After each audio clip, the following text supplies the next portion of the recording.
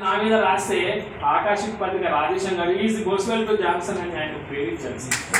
అంత మంచి మిత్రుడు నాకు ఉన్నారు. వీళ్ళందరూ నా ఆత్మీయులు, మా సాంబయ్య సార్ వచ్చారు, మిత్రులందరూ వచ్చారు, కవి మిత్రులు వచ్చారు. చాలా విషయం ఆశ్చర్యం.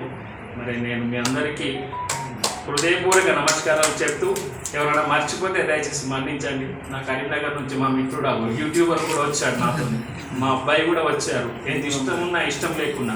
మా పెద్ద అబ్బాయి సార్ అమెరికాలో ఉంటాడు. అంటే లక్ష్మీనారాయణ అవ్వ అనే పుస్తకం సార్. అవ్వ ఎలిజీ ఇంగ్లీష్లో వచ్చింది, ఫ్రెంచ్లో వచ్చింది సార్, జపనీస్లోకి మారింది, బెంగాలీలోకి చేయబోతుంది సార్ ఒక మేడం చదువుతుంది.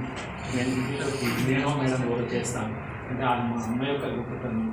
ఒక తెలంగాణ ఈత తల్లి కొడుతుంది, అంతకన్నా ఏమి లేదు.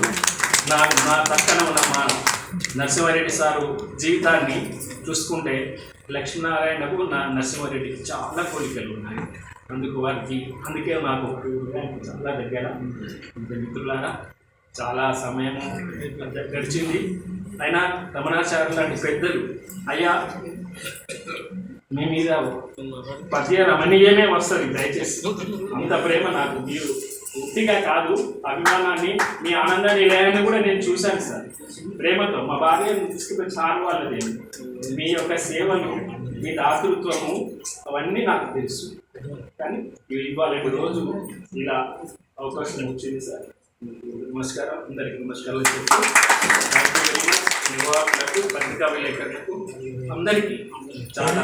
కరీంనగర్ మీద ఒక మాట అండి.